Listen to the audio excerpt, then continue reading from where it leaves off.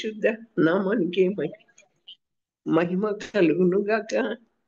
మన ప్రభును ప్రియరక్షకును అయిన యేసు ప్రభు యొక్క నామంలో దేవుని సన్నిధికి కూడి వచ్చిన మీ అందరికీ కూడా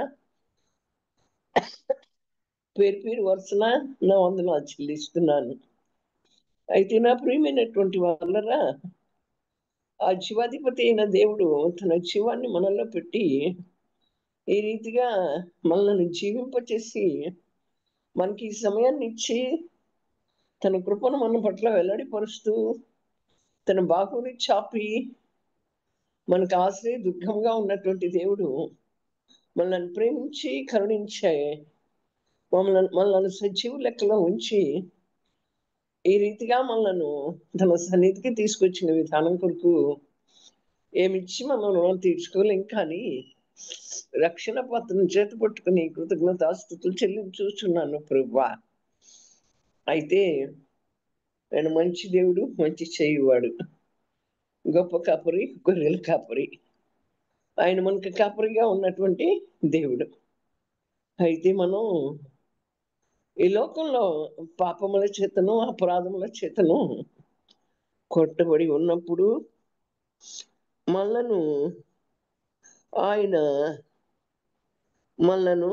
ఏం చేశాడు? క్రీస్తుతో కూడా బ్రతికించాడు. అపరాధముల చేతను పాపముల చేతను మనం కొట్టబడి ఉన్నప్పుడు మనను ఆయన క్రీస్తుతో కూడా బ్రతికించను. మనం ఈ లోకంలో పాపముతో అపరాధములతో చచ్చిన వారమై ఉన్నాం. ఆయన మనల్ని క్రీస్తుతో కూడా బ్రతికించాడు అంటే తన కుమారుడైనటువంటి యేసు ప్రభువుని మన కొరకు ఆ శిలువ మీద తన ప్రాణాన్ని బలియాగంగా సమర్పించి మన కొరకు తన ప్రాణాన్ని విమోచన క్రైదనాన్ని చెల్లించి ఆయన మనలను క్రీస్తుతో కూడా బ్రతికించాడు. మనం బ్రతికి ఉన్నాము అంటే ఆయన కృపలేందే బ్రతికిలేం. మన బ్రతుకు ఆయన దయే, ఆయన కృపే, ఆయన యొక్క మరి జీవమైనటువంటి దేవుడు మనలను ప్రేమించి తన జీవాన్ని మనలో పెట్టి ఈ రీతిగా మనలను బ్రతికించాడు. బ్రతికించిన ఎఫెసీయులకు రాసిన పత్రిక 2వ అధ్యాయం 1వ వచనం నుంచి బ్రతికించినటువంటి దేవుడు. అయితే మనం ఏం చేస్తున్నాం అంటే వాటినే చేస్తున్నాం. వాటినే అంటే పాపముల చేత అపరాధముల చేతనే మనం చచ్చిన వారమై ఉన్నాం. వాటినే మనం చేస్తా ఉన్నాం. వాయుమండల సంబంధమైనటువంటి అధిపతిని అనగా అవిధేయులైన వారిని ఇప్పుడు ప్రేరేపించే శక్తికి అధిపతిని అనుసరించి ఈ యొక్క ప్రపంచ ధర్మశాస్త్రం చొప్పున మునుపు నడుచుకున్నాం. మనం వాటిని చేస్తూ మనం తల్లి గర్భంలో నుంచి జన్మించినప్పుడే మనలో శరీర కార్యాలతోనే మనం జన్మించాము. శరీర కార్యాలు చంపివేయబడాల. అలాగే మనం వాటిని చేస్తూ ఏం చేస్తున్నాము అంటే ఈ లోకాన్ని పరిపాలిస్తున్నటువంటి వాయుమండల అధిపతి శక్తి కలిగినటువంటి వాడు. ఆ వాయుమండల అధిపతి ఎవరు? మరి మనం పోరాడేది మనుషులతో కాదు, కానీ ఆకాశమందున్న దురాత్మ శక్తులతో, దురాత్మ సమూహములతో మనం పోరాడుతున్నాం. ఆ పోరాడేటువంటి అపవాది, ఆ శక్తి కలిగినటువంటి అపవాది ఈ లోకాన్ని వెళ్తా ఉంటుండగా మనం ఆ ప్రకారమే నడుచుకున్నాం. అయితే ఆయన మనల్ని ప్రేమించి మన పైన జాలిని చూపించి మన పాపాలను, మన అతిక్రమములను పరిహరించి క్రీస్తుతో కూడా బ్రతికించాడు.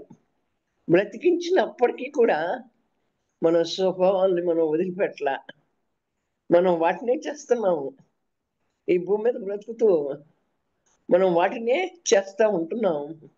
ఆ వాయుమండల అధిపతినే మనం అనుసరిస్తూ వస్తున్నాం.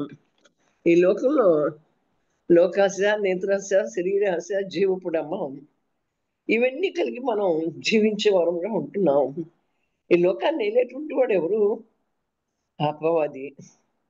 ఆనాడు నా ప్రియమైనటువంటి వాళ్ళరా, మరి హవ్వ, ఆదాముని ఏదైనా తొట్లో పెట్టినప్పుడు దేవుడు ఆ జీవవృక్ష ఫలాన్ని తినొద్దని మరి చెప్పినప్పుడు సర్పం వచ్చి మోసగించి హవ్వతో ఆ పండును తినమని చెప్పినప్పుడు హవ్వ తినటమే కాకుండా ఆదాముకు కూడా ఇచ్చింది. ఇచ్చినప్పుడు వారు ఆ యొక్క మహిమ కలిగినటువంటి ఆ ఏదైనా తోటలో నుంచి నెట్టివేయబడ్డారు. అవును కదా! మనం మరి క్రీస్తుతో కూడా బ్రతికి ఉన్నప్పటికీ కూడా అక్కడ అవ్వ, ఆదాములు ఏం చేశారో ఆ రీతిగానే మనం ఈ లోకాన్ని ప్రేమిస్తున్నాం. ఈ లోక అధిపతినే ప్రేమిస్తున్నాం.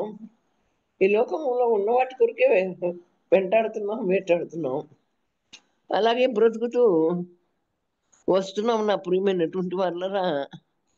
అయితే మనమందరము కలిసి శరీరం యొక్క, మనస్సు యొక్క మరి కోరికలను నెరవేర్చుకుంటూ మన శరీరాశలను అనుసరించి మునుపు ప్రవర్తించుచు కడమవారి వలె స్వభావ సిద్ధముగా దైవోగ్రతకు పాత్రులేమి ఉంటుంది.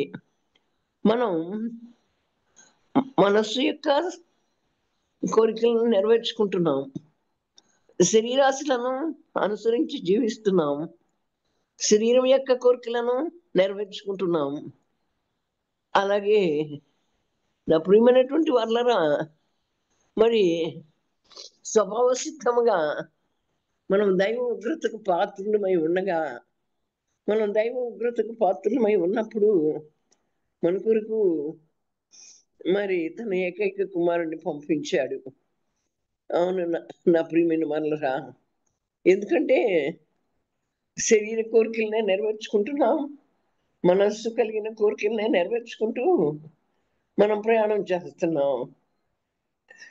అయితే అందుకని శరీర కోరికలు, మనసులో ఉన్న కోరికలు ఎప్పుడు నెరవేర్చుకుంటాం? ఈ భూమి మీద మరి ఆ వాయుమండల అధిపతి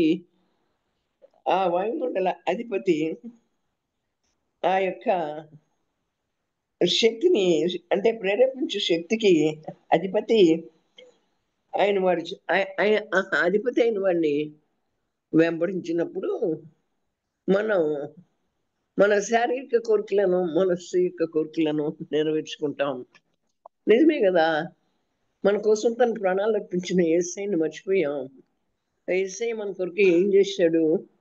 యేసయ్య మన కొరకు ఎంతగా మరి దిగి వచ్చాడు. మరి దెబ్బలు తిన్నారు, సాలుసాలుగా ఆయన శరీరం దున్నబడింది.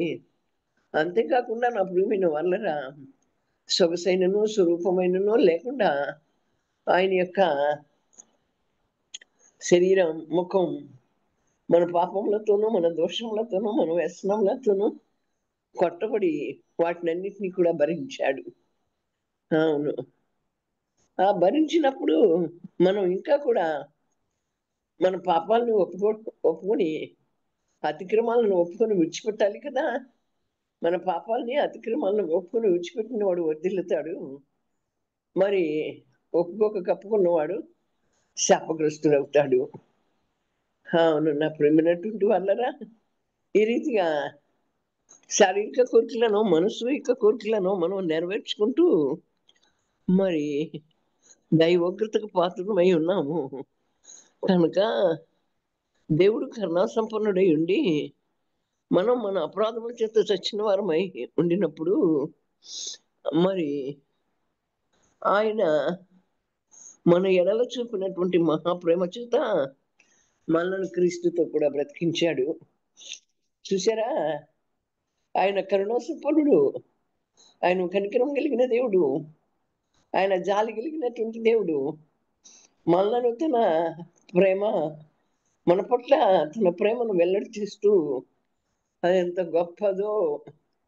ఎందుకని మనం ఇంకా కూడా దైవోగ్రతకు పాత్రులమై మనం బ్రతుకుతూ ఉన్నప్పుడు ఆయన మనల్ని కరుణాసంపన్నుడైన దేవుడు కరుణించి మన పట్ల తన కృపను చూపించి ఏం చేశాడు? నా ప్రియమైనటువంటి వాళ్ళరా, మరి మన ఎడల చూపినటువంటి తన మహా ప్రేమ చేత మనల్ని క్రీస్తుతో కూడా బ్రతికించాడు. మనం బ్రతుకుతున్నామంటే మన బ్రతుకు మంది కాదు, ఇది దేవుంది. మన బ్రతుకు ఈ లోకంలో మంది కాదు. మనం అనుకుంటాం మన జ్ఞానం చేత, మన తెలివి చేత మనం బ్రతుకుతున్నాం అనుకుంటాం. మనం చేసేటువంటి ప్రతి పని కూడా మన జ్ఞానంతో, మన తెలివితో చేస్తున్నాం అనుకుంటాం. కానీ అది కాదు నా ప్రియమైన వాళ్ళరా. మనం బ్రతుకుతున్నది క్రీస్తుతో కూడా బ్రతికించబడ్డాం. మన మన యొక్క బ్రతుకులో క్రీస్తు లేకపోతే ఈ బ్రతుకుకి విలువే లేదు. అవును, విలువ లేని జీవితం ఉంది. ఆ విలువ లేని జీవితానికి విలువ తీసుకొచ్చింది ఎవరు? యేసయ్య. అవును నా ప్రియమైనటువంటి వాళ్ళరా, ఆ విలువ లేని వరంగా ఈ లోకంలో ఉన్నప్పుడు ఆయన కరుణా సంపన్నుడైన దేవుడు మన పట్ల తన ప్రేమను చూపించి మనలను విలువ కలిగినటువంటి వారుగా చేశాడు. తన విలువైన ప్రాణాన్ని మన కొరకు సమర్పించి మనలను విలువైనటువంటి వారుగా, శక్తివంతులుగా, బలవంతులుగా చేశాడు. అయితే ఈ బ్రతుకు ఆయనదే. మన ఆయుష్ ఆయన చేతిలో ఉంది. ఏది ఎప్పుడు ఎలా జరుగుతుందో మనకు తెలీదు. మనం చాలా చాలా నిర్ణయాలు తీసుకుంటాం. చాలా చాలా ఆలోచనలు చేస్తాం. ఈ దినాల్లో చూస్తే ఇప్పుడున్న వారికి సేపటి కూడా ఉండట్లా. అవును నా ప్రియమైనటువంటి వాళ్ళరా, రేపు ఏమి సంభవించునో, మనకు తెలీదు. అవును, దేవుని చిత్తం అయితే రేపు మనం పోయి వ్యాపారం చేసి లాభం సంపాదించుకుంటాం రండి అంటుంది దేవుని యొక్క వాక్యం. అలాగే ఆయన చిత్తం మన పట్ల ఆయన చిత్తమే జరిగించుకుంటాడు. మన చిత్తం జరగదు, మన యొక్క ఆలోచన జరగదు, మన యొక్క ప్రణాళికలు నెరవేర్చబడవు. మనం ఒకటి ఆలోచన చేస్తే దేవుడు దానికంటే ఉన్నతమైనటువంటి దాన్ని, శ్రేష్టమైనటువంటి దాన్ని మనకి ఇవ్వటానికి ఆయన ఆలోచన మన ఆలోచనల కంటే గంభీరంగా ఉంటాయి. అవును, నీ మనసులో ఆలోచన పుట్టుక మునిపి నేను ఎరిగి ఉన్నాను అంటాడు నా ప్రియమైనటువంటి వాళ్ళరా. కనుక మనం నా ప్రియమైనటువంటి వాళ్ళరా, మనం మరి అత్యధికమైనటువంటి ఇక్కడ ఆయన ప్రేమతో క్రీస్తుతో కూడా మనల్ని బ్రతికించాడు. క్రీస్తు యేసు నందు ఆయన మనకు చేసినటువంటి ఉపకారముల ద్వారా అత్యధికమైన తన నా ప్రియమైనటువంటి వాళ్ళరా, మరి ఇక్కడ చూడండి, ఆయన మనకు అనేకమైనటువంటి ఉపకారాలు చేశాడు.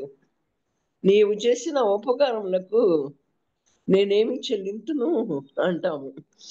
మన బ్రతుకులో మనను ఆయనతో కూడా బ్రతికించటమే కాకుండా ఆయన అనేకమైనటువంటి ఉపకారాలను చేశాడు నా ప్రియమైన వాళ్ళరా. మనను ఆయన ఆ రీతిగా ఉపకారాలను చేసి అత్యధికమైనటువంటి తన కృపా మహదైశ్వర్యమును రాబోయే యుగాల్లో మన మనం మన రాబో యుగాల్లో కనపరచు నిమిత్తం క్రీస్తు యేసునందు మనలను ఆయనతో కూడా లేపి పరలోకమందు ఆయనతో కూడా కూర్చుండబెట్టెను. మనల్ని ఆయనతో కూడా లేపి ఆయనతో కూడా బ్రతికించాడు. రాబో కాలంలో ఆయన వచ్చినప్పుడు ఆయన పునరుద్ధరణై తిరిగి లేచి వచ్చారు కదా! మనలను కూడా ఆయనతో కూడా లేపి ఆ యొక్క పరలోకమందు కూర్చుండబెట్టాడు. ఎంత అత్యధికమైనటువంటి కృప మన మన పట్ల చూపించారు. మనం విశ్వాసం ద్వారా కృపచేతనే రక్షించబడ్డాం కానీ, ఆయన కృపచేత మనం రక్షణ పొందుకున్నాం. మన మంచి క్రియల చొప్పున కాదు. మనం చేసే మంచి పనులను బట్టి మనం రక్షణ పొందుకోలేదు గానీ, అయితే ఇది మన వల్ల కలిగిందని మనం చెప్పుకుంటాం ఈ రక్షణ. మన క్రియల వల్ల కలిగిందని మనం చెప్పుకుంటాం. మన వల్ల కలిగింది ఈ రక్షణ. మన క్రియల వల్ల కలిగింది రక్షణ అని మనం చెప్పి అతిశయపడటానికి వీల్లేదు. ఆయన కృప ద్వారానే మనం రక్షించబడ్డాం నా ప్రియమైనటువంటి వాళ్ళరా. కృప అంటే అర్హత లేని దాన్ని మనం అర్హులంగా లేము.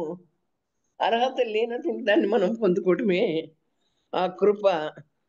అయితే నా ప్రియమైన వాళ్ళరా, మరియు వాటి యందు మనం నడుచుకోనాలని దేవుడు ముందుగా స్థిరపరిచిన సత్క్రియలు చేయుటకై మనం క్రీస్తు యేసునందు సృష్టించబడిన వారమై ఆయన చేసినటువంటి చేతి పని అయి ఉన్నాము.